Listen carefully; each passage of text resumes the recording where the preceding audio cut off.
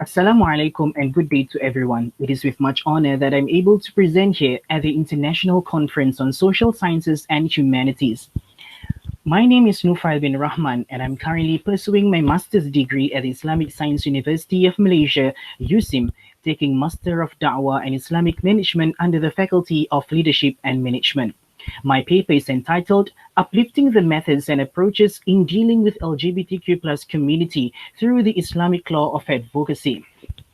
In Islam, the importance of advocacy is always being upheld. It is considered a way of imparting one's knowledge to the others. Allah subhanahu wa ta'ala mentions, وَمَنْ أَحْسَنُ قَوْلًا مِمَّنْ دَعَا إِلَى اللَّهِ وَعَمِلَ صَالِحًا وَقَالَ إِنَّنِي مِنَ الْمُسْلِمِينَ. And who is better in speech than one who invites to Allah and does righteousness and says, Indeed, I am of the Muslim.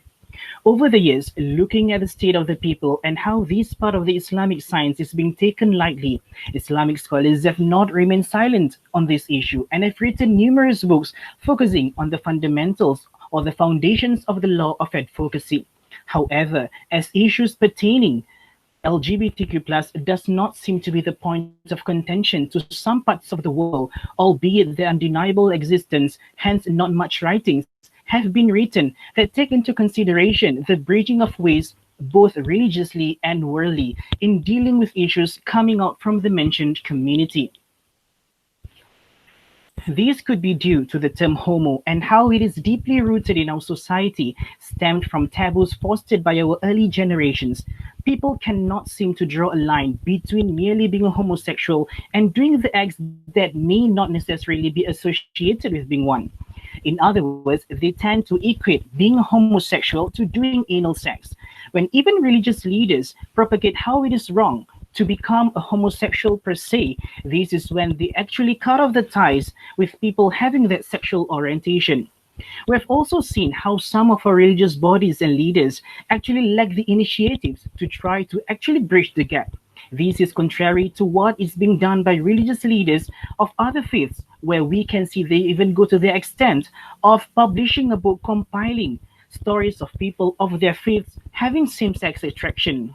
As mentioned in the introduction chapter in one of their books, the book aims to equip local church leaders with personal accounts to enable them to undertake critical self examination and journey with church members with same sex attraction.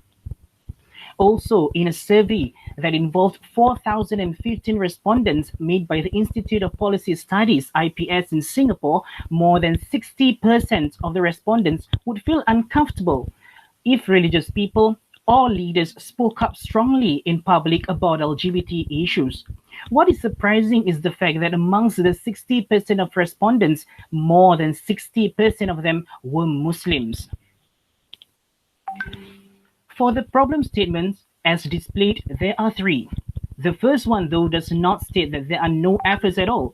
In fact, there are plenty, but just that the focus usually is on the first four letters of the acronym, leaving the other extended acronyms untouched.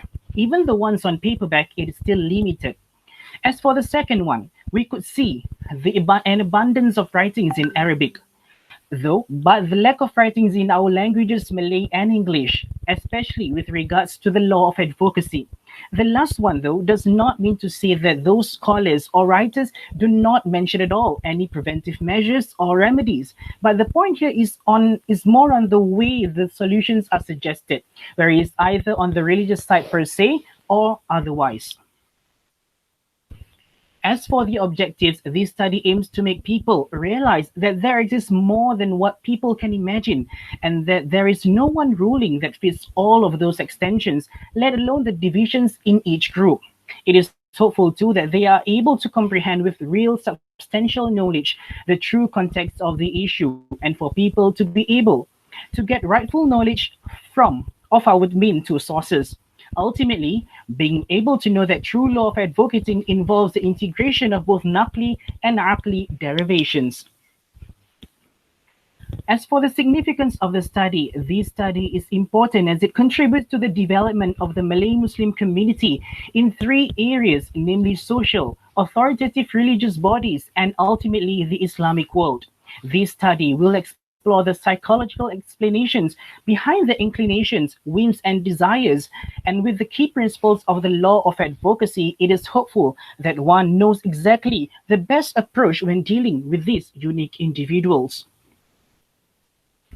Moving on to the literature review, there will be two parts here, with one discussing on the law of advocacy and another on the LGBTQ plus discourse. Here we could see how the law of advocacy is being extended from the definition up till the methods and approaches, which ultimately is the core of the whole research. As for the first division, which is the definition, I first brought forth the meanings of the term fiqh, followed by the term da'wah, which Al-Maghdawi managed to collate the various definitions and compare and contrast them from over 20 definitions before coming to a conclusion of the meaning. All things considered, the law of advocacy can safely be defined as a knowledge that focuses on the rightful ways of advocating to him, encompasses the study of various kinds of Islamic sciences as well as other forms of sciences. As for the terms associated, there are 15 as displayed, with each having similar meaning. Where advocacy is concerned, there are quite a notable objectives to mention. These 5 essences were given by Muhammad Abd al-Mawla Jum'ah in his master's thesis. These pillars, on the other hand, are stated by Al-Maghdawi in his research book published on 2018. Next up, we have the criteria of an advocator. Although every Muslim is an advocator in his own right, only a few possesses the true characteristics of an advocator. The following are the characteristics, though not limited to, of an advocator, and as viewed and shared by Ash-Shuhud. This is the core of the whole research. Methods and approaches in the law of advocacy. It contains the key principles extracted from the Islamic legal maxim and are based on the primary sources of the religion, namely Al-Quran, As-Sunnah, Al-Ijma', that is the consensus, and Al-Qiyas, that is the analogical inference or deduction. To further strengthen and making it more practical, some of the Islamic scholars had included the secondary sources as well, and there are 7 of them.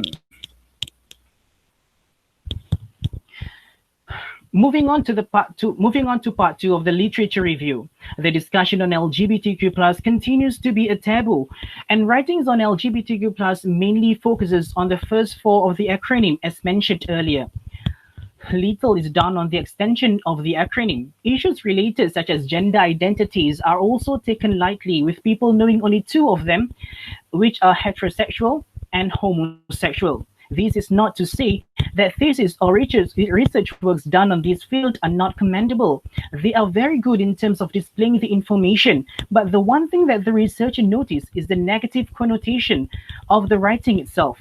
While the information gathered are useful, mind-boggling, and definitely serves as an eye-opener, the researcher cannot help but to find it being too generalized at times to the community themselves. Even the words on the topic itself gives a strong stance to the reader. As mentioned earlier, the acronym keeps getting longer and longer over time, with some having none addressing them in detail. One of the most complicated areas in this research is to gather the various types of gender identities and sexual orientations and to define or find a definition to them. Dworkin and Pope 2012 defined gender identity as the inner sense of being a man, a woman, both or neither. Gender identity usually aligns with a person's sex, but sometimes does not. Moving on to the sexual orientations, it can be defined by a person's relative responsiveness to sexual stimuli. However, as noted by Rowland and Incroci, it is important to uncouple the construct of sexual orientation from the construct of sexual identity. A person may, for example, be predominantly aroused by homoerotic stimuli, yet not regard himself or herself to be gay or lesbian. Moving on, we have the LGBTQ plus extensions, and there are 12 of them, with some having to share one abbreviation, and they are lesbian, gay, bisexual, T for 3 Ts, and they are transsexual, transgender, and transvestites. Q for queer and or questioning, intersex, asexual, pansexual, polyamorous, kinky, gray sexual, and lastly, monisexual. Now we have the biological theory, psychological justifications, prevention methods, and remedies. These are all mentioned to prove that there are indeed efforts in addressing the issue from more than even 50 years ago. As for the research methodology, qualitative approaches will be used, and in this study, three methods will be introduced.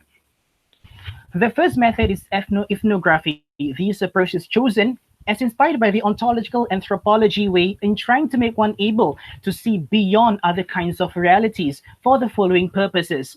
In order to engage directly with them, four social media platforms were chosen for the study, and they are Grindr, Telegram, Twitter, and WhatsApp. As for the second method, which is the discursive interview, there are four parts. It will adopt both kinds of narrative therapy technique as well as thematic analysis.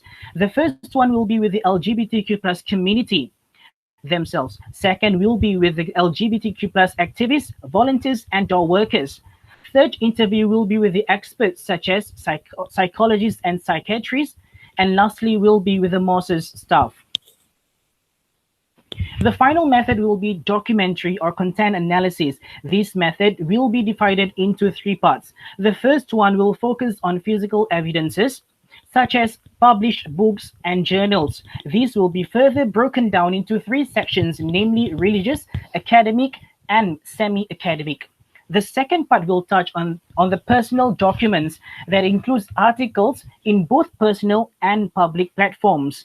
And the last one will be about the public records that includes yearly statements or surveys made on a national level. To conclude, these LGBTQ plus issues need to be further studied as it is gradually growing, and if the Malay Muslim community specifically continues on rejecting the idea of discussing it, then it will only lead to the same old vicious cycle with no one having the guts to address the issue, let alone solving the problems related to that specific circle with the rightful methods and approaches. The researcher believes that only if you were to get hand in hand in dealing with these issues and treat them as though we are the ones facing it, will we be able to produce a community of high quality. And only then can we really claim ourselves as being the true brothers of the religion. With that, I thank you.